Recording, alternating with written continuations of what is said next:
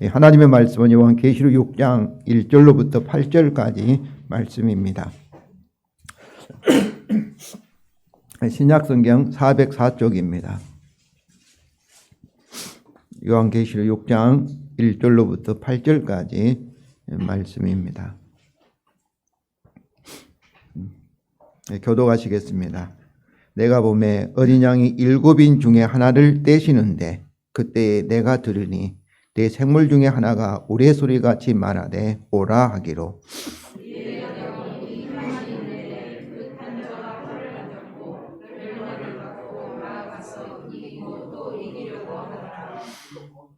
둘째인을 떼실 때에 내가 들으니 둘째 생물이 말하되 오라 하니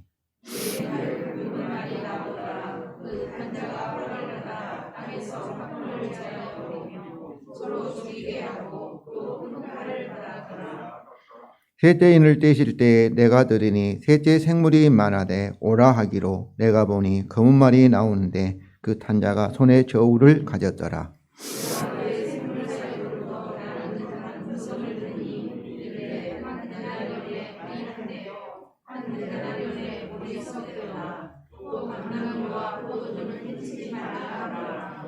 넷째인을 떼실 때에 내가 넷째 생물의 음성을 들으니 말하되 오라 하기로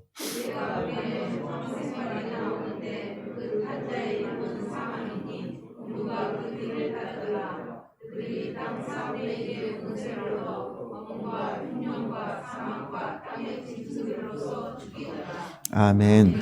오늘이 올해의 마지막 주일입니다. 벌써 한 해가 지나가고 새해를 맞이하려고 하고 있습니다.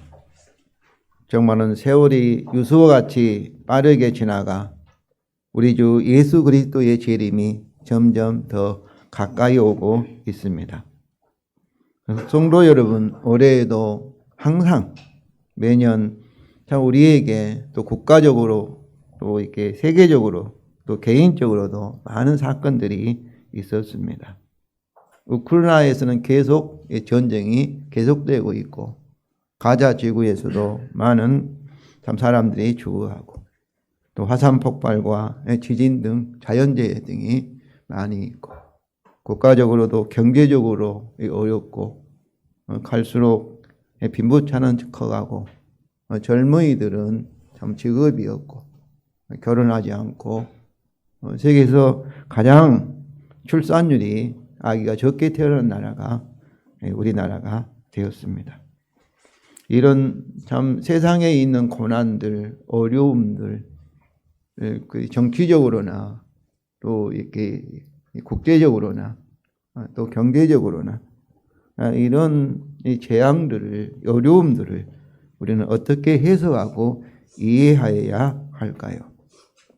저희가 성경을 읽고 특별히 요한계시록을 읽고 해석하는 것은 요한계시록만을 우리가 해석하고 이해하기 위해서가 아니라 우리 자신이 누구이며 우리 주위에 일어나는 사건들을 우리가 어떻게 하나님의 관점에서 이해하고 해석하기 위해서 우리가 요한계시록을 읽어가는 것입니다. 오늘 본문을 통해서 우리에게 일어난 사건들을 어떻게 이해해야 할 것인가를 살펴보고자 합니다. 요한계시록은 사도 요한이 기록하였다고 믿습니다. 그러므로 요한계시록 안에 있는 많은 환상을 보았던 사도 요한은 이미 예수님과 함께 지내면서 감람산 설교에서 그의 초림과 재림 사이에 이루어질 일들에 대하여 예수님께서 말씀하신 것을 들었습니다.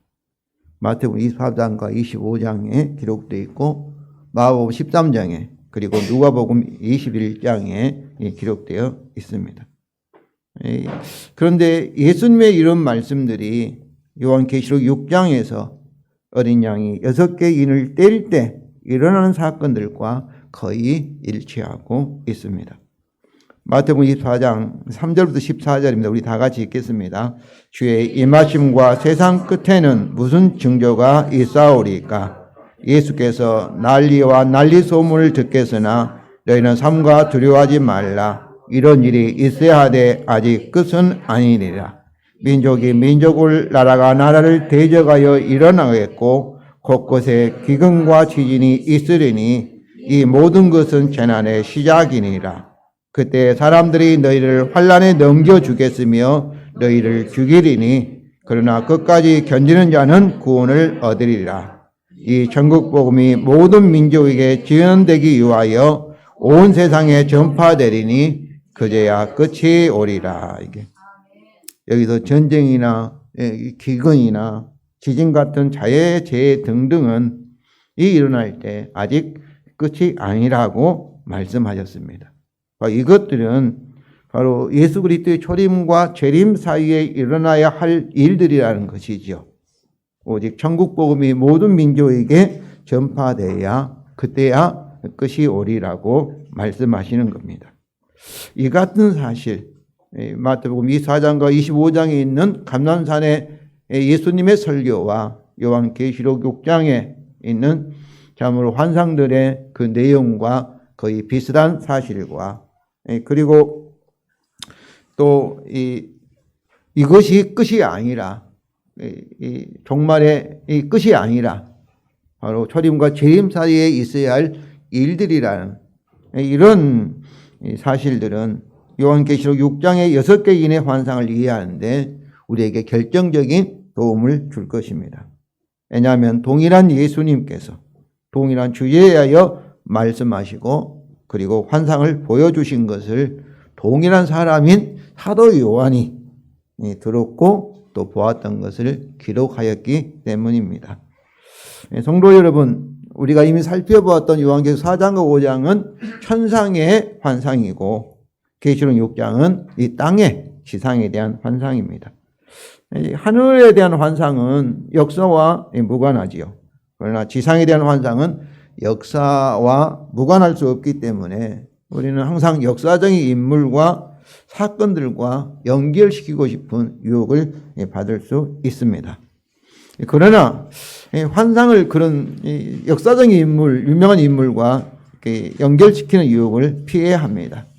왜냐하면 이 환상들은 예수님께서 말씀하신 것 같이 특정 시대가 아니라 종말은 이미 예수님의 십자가의 죽음과 부활로 종말이 시작된 줄로 믿습니다.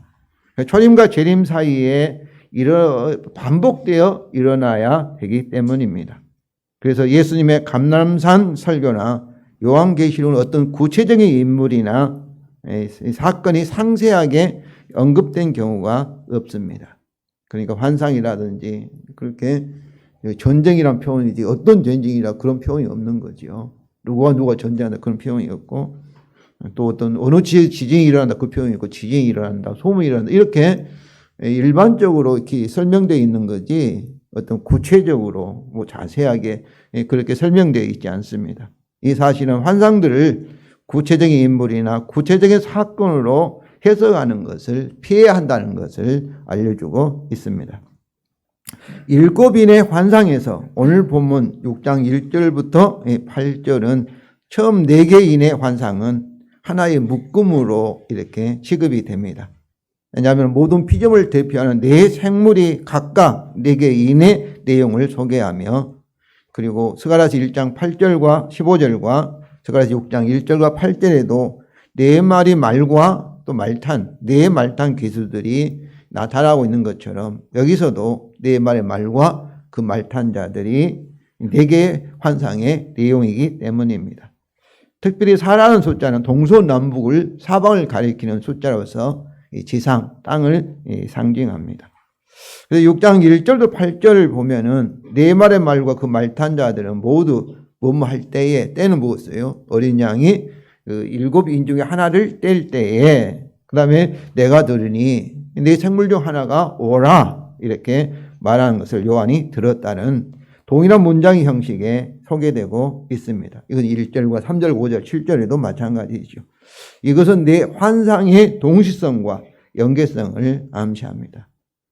동시성이라는 것은 우리가 첫 번째 환상이 일어나면 이제 일어나고 두 번째 차례차례 역사적으로 사건이 일어난다 그런 의미가 아니죠. 우리가 이렇게 글을 쓸 때는 또 이렇게 순서대로 쓰지만은 실제 이러한 사건을 어떻게 했어요? 동시에 이렇게 일어나잖아요. 그러나 우리가 글을 쓸 때는 그 동시에 일어나는 사건을 한꺼번에 이렇게 글을 쓸 수가 없습니다. 글이라는 것은 순서대로 쓸 수밖에 없어요. 그래서 이 7차례의 인을 떼심을 통해서 우리 역사가 이 차례대로 이렇게 진행된다는 것은 아니죠. 지금도 전쟁이 일어나고 있지 않습니까? 전쟁이 일어났다. 뭐 경제적으로 어려움이 있다가 뭐 이렇게 또 전쟁이 일어났다가 이렇게 해서 동시적으로 일어나고 서로 연계되어 있다. 그런 의미입니다. 1절 우리 다 같이 읽겠습니다. 내가 보매 어린 양이 7인 중에 하나를 떼시는데 그때 내가 들으니 내 생물 중 하나가 우레소리 같이 말하되 오라 하기로. 여기서 요한은 어린 양이 7인 중에 하나를 떼시는 것을 보았습니다. 떼시는데 이것은 부정과거라는 것은 과거에 일어난 사건을 이렇게 가리키고 있습니다. 그래서 어린 양이 7인 중에 하나를 떼시는 것임에도 불구하고 마치 7인의 모든 것을 떼는 것과 동일한 효과를 가집니다. 이게 동시성이라는 거죠. 이는 7인의 하나를 떼었을 때 곧바로 심판이 발생하기 때문입니다. 그러므로 이 어린 양이 7인 하나씩 떼어가는 것은 일종의 상징적인 행위임을 알 수가 있습니다. 순서에 따라 하나씩 인이 떼어졌다는 것이 아니라 아마도 동시에 모두가 떼어졌을 것입니다. 왜냐하면 예수님의 십자가의 죽음과 부활로 통하여 7인이 다 떼어져서 이미 하나님의 심판이 시작되었고 그리고 이제 완성될 것이기 때문입니다. 그런데 요한은 어린 양이 7인을 떼는 행위를 통해서 땅에서 일어나는 이런 사건들 또 이런 고난들, 재앙들이 우연히 일어나는 것이 아니라 어떤가? 어린 양이 하늘에서 심판과 구속을 위하여 그들을 완전히 통치하고 있다, 컨트롤하고 있다는 것을 반복하여 강조하고 있습니다. 그래서 특별히 7이라는 숫자는 뭐겠어요? 완전을 상징합니다. 그러니까 어린 양 예수 그리스도가 어때요? 하늘에서 이 땅에 일어나는 모든 사건들을 통치하시고 완전히 컨트롤하신다. 이것을 보여주고 있는 것이죠. 이처럼 이 7일 7번이라는 것은 이것이 차례대로 이렇게 일어난다는 뜻이 아니라 바로 7번 반복하는 거겠어요. 어린 양이 하늘에서 이 세상에 일어나는 모든 사건들을 다 완전히 장악하고 계신다. 완전히 어린 양 손에 모든 것은 좌우된다. 이것을 강조하고 있습니다. 요한은 어린 양이 7인을 하나를 떼시는 때 내 생물 하나가 우레소리 같이 오라 하는 말하는 것을 들었습니다. 이 우레소리 같이 이 말은 하나님의 음성을 상징하지요. 그러니까 내 생물이 독자적으로 한 것이 아니라 하나님의 음성을 받아서 전하는 역할을 하고 있습니다. 특히 요한은 내 생물이 오라라는 명령이 네 마리 말과 기수들에게 주어진 것을 들었는데 우레소리의 이 명령은 네 생물에서 각각 나오는데 네 생물은 하나님이 위임받은 권위로 그들에게 오라고 명령한 것입니다. 그래서 네 말과 그 네 말탄 자들은 창조 언약에 따라 세상을 심판하시는 하나님의 도구들이죠. 그리고 그들도 어때요? 하나님의 최후 심판에서 영원한 심판을 받을 것입니다. 이게 사망도 적그리스도도 또 이렇게 우리를 미혹하는 모든 이런 악한 왕들도 다 하나님의 심판에 받게 되는 것이죠. 그런데 여기서 오라라는 이 네 말과 기수들에게 주어진 하나님의 명령을 들은 요한 또 우리에게는 어떤 의미일까요? 하늘에서 어디로 오라는 거예요? 땅으로 오라는 의미일 것입니다. 이것은 어린 양의 죽음으로 언약적으로 이미 심판과 구속이 완성된 종말론적으로 완성된 하늘의 관점에서 그러니까 우리가 주기도문에서도 뜻이 하늘에서 이루어진 것 같이 하늘에서는 완전히 하나님 뜻이 이루어지고 있죠. 그러나 이 땅에서는 아직 하나님 뜻이 이루어지지 않고 있기 때문에 우리가 하늘이 이루어진 것 같이 이 땅에도 이루어지기를 우리가 기도하고 있지 않습니까? 이와 마찬가지로 이 심판과 구속이 정말로 좀 완성된 하늘의 관점에서 아직 완성을 기다리고 있는 땅의 현장으로 오라는 것입니다. 이것은 십자가 복음의 관점에서 땅에서 일어나는 현상들, 사건들, 재앙들을 해석하라는 명령입니다. 저는 이것이 6장부터 시작되는 인과 또 나팔 또 대접의 심판을 해석하는 출발점이라고 생각합니다. 그러니까 성도 여러분, 십자가라는 안경을 이렇게 끼고 우리가 세상을 봐야 되는 것이죠.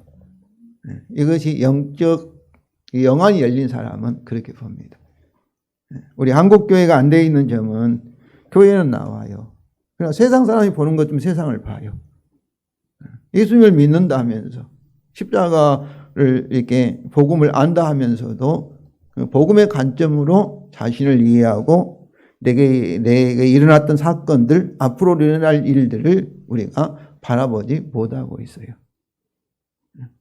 이것을 신학적으로는 이것이 이루어진 사람을 회개한 사람, 회심한 사람, 회심이란 해자는 돌릴 해자나 심자는 마음의 시인데 우리의 마음이 생각이 보는 눈이 달라졌다 이거예요.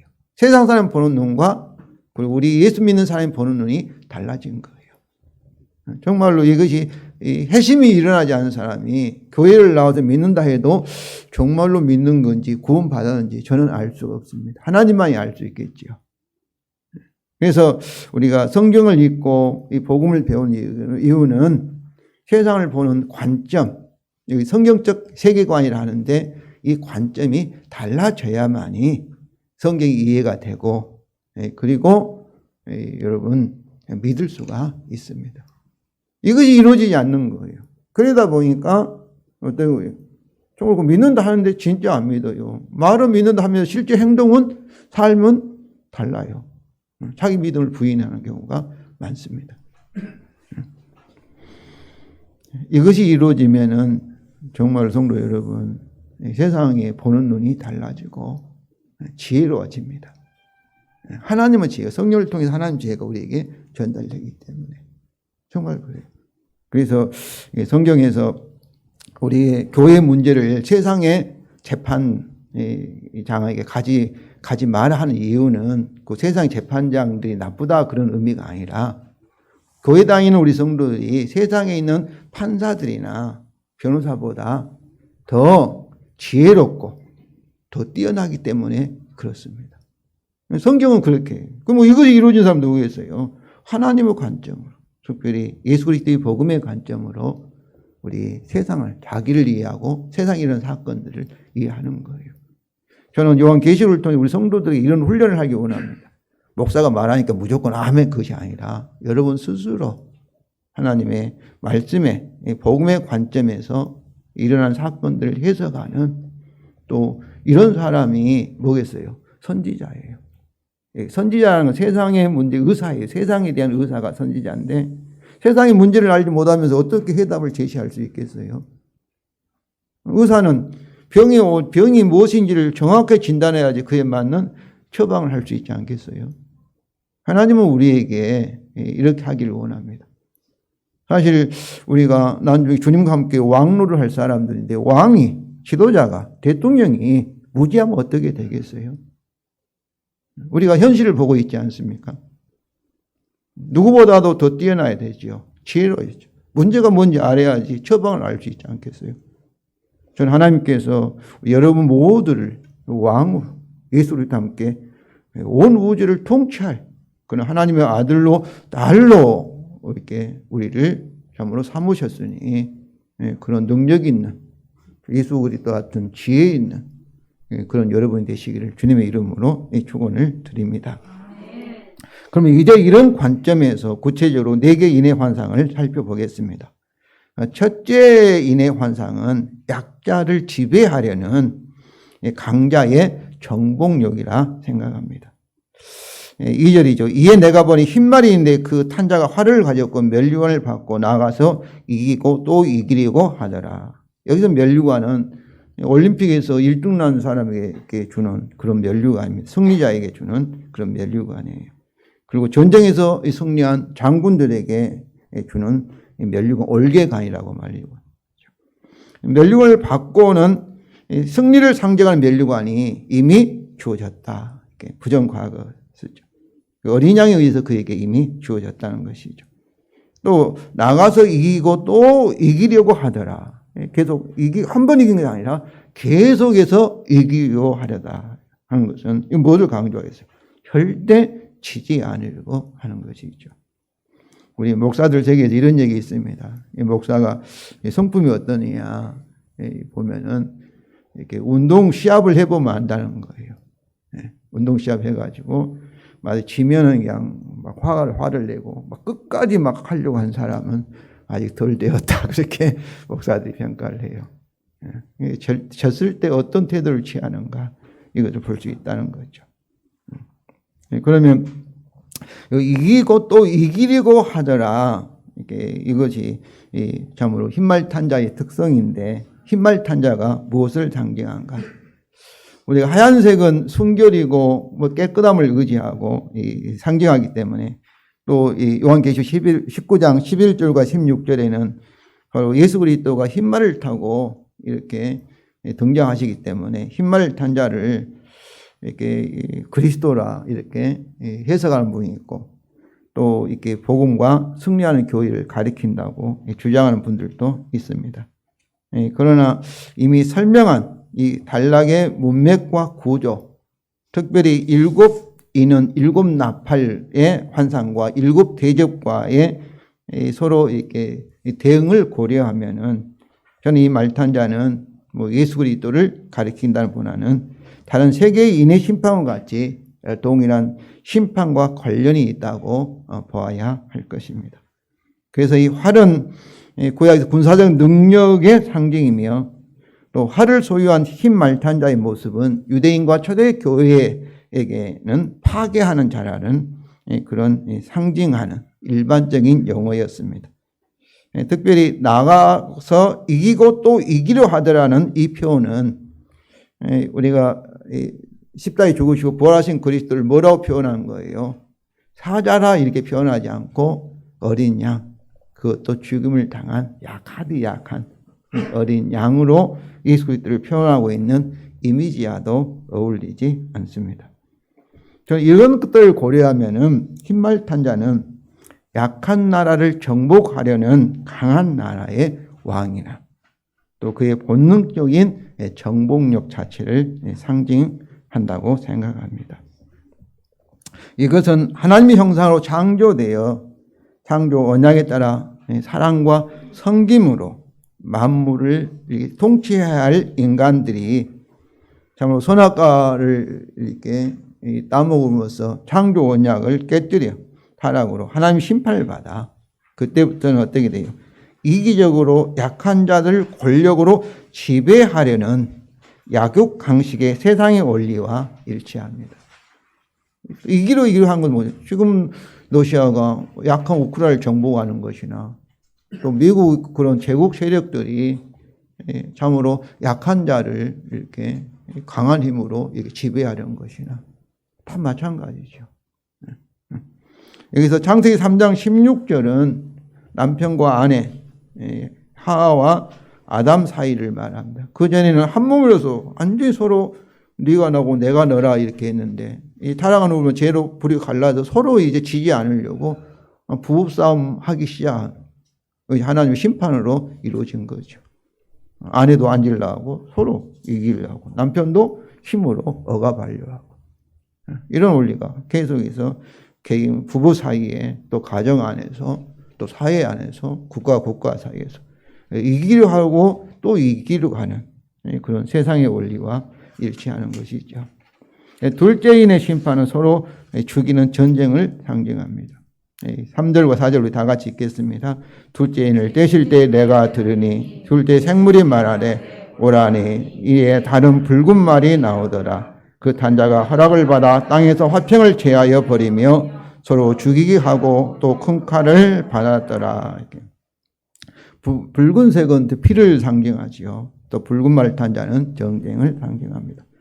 허락을 받았다 이 말도 신적 수동태로서 그리고 화평을 제어버리며 서로 죽이게 하는 전쟁을 누구에게 허락받았다는 거예요? 어린 양에게 허락을 받았다는 거죠. 또한 서로 죽이는 전쟁의 무기인 큰 칼도 받았더라. 이게 누구에게 받았던 거예요? 어린 양에게 통제 아래 있다는 것을 상징합니다. 이 둘째인에 서로 죽이고 죽이는 전쟁의 원인이 어디 있겠어요? 첫째인이 상징하는 정복력. 이기려 하려는, 강한 자의 약자를 지배하려는 그런 이기적인 그런 욕망에서 나온 것이죠. 셋째인의 심판도 경제적 착취와 빈부격차로 인한 기근으로 인한 죽음을 상징합니다. 5절과 6절이 우리 다 같이 읽겠습니다. 셋째인을 떼실 때에 내가 들으니 셋째 생물이 말하되 오라 하기로 내가 보니 검은 말이 나오는데 그 탄자가 손에 저울을 가졌더라. 내가 네 생물 사이로부터 나는 듯한 음성을 들으니 이르되 한 데나리온의 밀 한 대요 한 데나리온의 보리 석 대로다. 또 감람주와 포도주는 해치지 말라 하더라. 여기서 저울은 상행위의 필수품으로 경제적인 환란을 상징합니다. 그런데 내 생물 사이로 나는 음성은 하나님의 음성이겠지요. 한 데나리온의 밀 한 대요 한 데나리온의 보리 석 대로다 하는 하나님의 음성은 물가 폭등을 말씀하신 겁니다. 당시 한 데나리온은 보통 노동자의 하루 품삯이었고 밀 한 대는 한 사람의 하루 식량이었습니다. 그러니까 하루 일해서 자기 혼자는 먹을 수 있겠지요. 밀 한 대로. 그럼 가족이 3명이고 4명이라면 어떻겠어요? 한 끼밖에 못 먹지 않겠어요? 또 보리석 대는 말이나 당나귀 하루 식량이었습니다. 그러니까 보리석 대는 3사람이 먹을 수 있었지만은 식구가 더 많다면은 문제가 되겠죠. 물가가 비싸서 살기 어렵다. 밀과 보리 가격의 폭등으로 인한 가난한 자에게는 돈이 없는 사람이 어떻겠어요? 식량 부족으로 기아로 죽음을 의미합니다. 오늘날도 이렇게 살기 힘들어서 이렇게 일가족이 자살하는 경우도 우리가 종종 볼 수 있지 않습니까? 그런데 특히 감람주와 포도주는 해치지 말라는 말씀이 무엇일까요? 저는 감람주와 포도주는 밀과 보리보다는 더 필수품은 아니죠. 포도주 안 마셔도 되지 않습니까? 감람주 기름 없으면 우리 쪄 먹으면 될 수 있지 않겠어요? 근데 감람주와 포도주 해치지 말라고 이렇게 하셨을까? 이렇게. 사실 부자들은 땅을 많이 소유하여서 어떻습니까?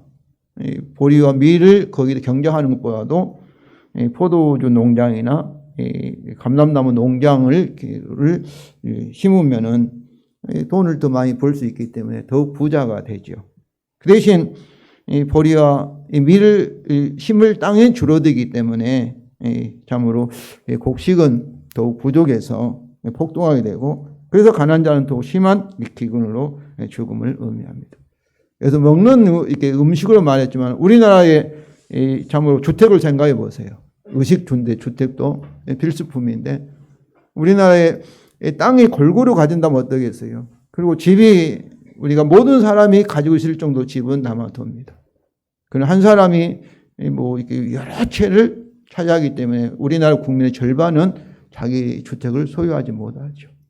그러나 싱가포르처럼 한 사람이 한 가족이 하나의 주택만 법적으로 있게 한다면 어떠하겠어요? 주택 가격이 오를 필요가 없지요. 그렇지 않겠어요? 이와 같이 참으로 독점하고 또 과점하고 그거에 의해서 물가가 폭등하고 가격이 폭등해서 많은 사람들이 어려워지는 건데 이런 것이 뭐 정치를 잘못해서도 그렇다고 말할 수 있지만은 뭐예요? 하나님의 심판이라는 겁니다. 이걸 통해서 가난한 자들은 더 가난을 고통을 겪게 하고 그걸 통해서 뭐라는 거예요? 이 세상에다가 마음을 두지 말고 바로 복음이 약속하는 참으로 약속의 마음을 두고 믿음으로 깨어서 살라는 거죠. 이것도 이렇게 경제적인 이런 참 불황이라든지 가격의 폭등이라든지 그래서 빈부격차가 많아지는 것도 어떠겠어요? 첫째인이 상징하는 정복력, 탐심이, 이기심이 그 원인입니다. 네 번째 인의 심판은 그 결과인 사망입니다. 7절과 8절 전반절 우리 다 같이 읽겠습니다. 넷째 인을 떼실 때 내가 넷째 생물의 음성을 들으니 말하되 오라 하기로 내가 보라 청황색 말이 나오는데 그 탄자의 이름은 사망이니 음부가 그 뒤를 따르더라. 처음 세계인의 경우와 달리 넷째 인의 말탄자 이름이 언급되는데 그 이름은 사망입니다. 사망이죠. 그리고 이 넷째는 사망은 둘째와 셋째, 경제적으로 기근으로 죽은 자들, 또 첫째 전쟁으로 죽은 자들을 다 이 사망이 요약하고 있는 거, 결과적으로 말하는 거죠. 또 음부는 죽은 자들이 들어가는 건데, 음부가 사망들을 따른다는 것은 참으로 전쟁과 재난과 재난으로 죽은 자들이 죽은 자 세계 음부에 들어간다는 의미입니다. 4개인의 심판의 요약입니다. 8절 이 하반절인데, 그들이 땅 4분의 1을 권세를 얻어 검과 흉년과 사망과 땅의 짐승들로 죽이더라. 그들이 바로 넷째 인의 사망 음부를 가리킬 수도 있지만은, 저는 4개인의 말탄 자들을 모두를 가리킬 수 있습니다. 우리는 그들이 4마리의 말탄 자들 모두를 가리키는 것으로 이해합니다. 왜냐하면 그들이 땅의 4분의 1을 권세를 받았다는데, 4분의 1은 네 번째 인 청황색 말탄자만 4분의 1 권세를 받았고, 전쟁이라든지 경제적인 이런 불평등이라든지 기근으로 인한 사망은 받지 않았다, 이렇게 하는 것은 좀 이렇게 자연스럽지 않기 때문에, 땅의 4분의 1의 권세를 얻었다는 것은 첫째 인과 둘째 인과 셋째, 넷째 인에 모두 다 해당되기 때문에, 그들은 네 말탄 사람을 가리킨 걸로 이렇게 저는 이해합니다.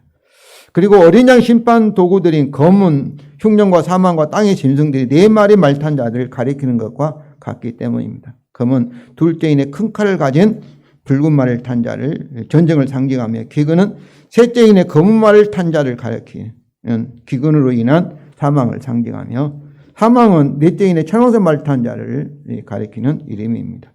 그런데 땅의 짐승들은 어떻게 첫째인의 말탄 자들과 같을까요? 왜냐하면 첫째인의 말탄 자들은 강한 나라의 왕이나 그의 이기심에 근거한 정복력을 이렇게 나타내는데, 이것이 마치 땅에 있는 짐승들과 같기 때문입니다. 동물 세계에서 강한 짐승이 자신의 영역을 확대하고, 사자가 사슴을 잡아먹고 그러지 않습니까? 약한 짐승을 먹이로 삼는 약육강식의 땅의 짐승들은 흰말 탄 자의 약육강식의 패권주의, 그런 자기 정복력, 그런 탐심과 비슷하기 때문입니다. 성도 여러분, 어린 양이신 예수님은 이것들이 재난의 시작이지만 아직 세상 끝은 아니라고 분명히 말씀하셨습니다. 그러므로 저는 처음 4개인이 떼어질 때 일어난 사건들은 세상 끝이 아니라 역사에서 일상적으로 일어나는 재난들입니다. 어린 양의 명령에 따라 4명의 말탄 자들은 그날부터 오늘에 이르기까지 말을 타고 이 세상에 왔으며, 앞으로도 세상 끝이 올 때까지 계속해서 우리에게 올 것입니다. 그러면 이 땅의 고통을 어떻게 이해해야 할까요? 왜 우리에게 일어나는가? 이것에 대한 하나님 뜻과 목적은 무엇인가? 성도 여러분, 어린 양의 죽음의 관점에서 이것들을 이해한다는 것은 결국 창조 언약의 관점에서 그것들을 해석한다는 의미입니다. 세상에서 고통은 창조 언약에 근거한 세상의 죄에 대한 하나님의 심판, 즉 그의 저주와 사망의 결과로서 그의 최후 심판의 그림자입니다. 그러나 그리스도 안에 있는 우리에게는 그것들은 성화 구원을 위한 제자 훈련의 과정입니다. 이는 죄인의 우리를 언약적으로 대표하신 어린 양이 창조 언약에 따라 십자가에서 그의 죽임 당하심을 통하여 우리의 모든 죄에 대한 하나님의 최후 심판을 이미 받으셨기 때문입니다. 로마서 8장 1절 우리 다 같이 읽겠습니다. 그러므로 이제 그리스도 예수 안에 있는 자에게는 결코 정죄함이 없나니, 이것이 이신칭의의 결과요 의미입니다. 성도 여러분, 우리에게 오직 필요한 것은 어린 양이 주신 승리를 죽기까지 믿음으로 지켜내는 것입니다. 우리의 어린 양과 같이 어떤 고난 중에서도 세상과 타협하지 말고 오직 복음을 믿음으로 인내하시어 승리하시기 바랍니다. 그리하면 만왕의 왕이시여 만주의 주이신 우리의 어린 양으로부터 영광의 멸관을 받으실 것입니다. 성도 여러분, 천지가 흔들려도 우리에게는 새 언약대로 될 것입니다.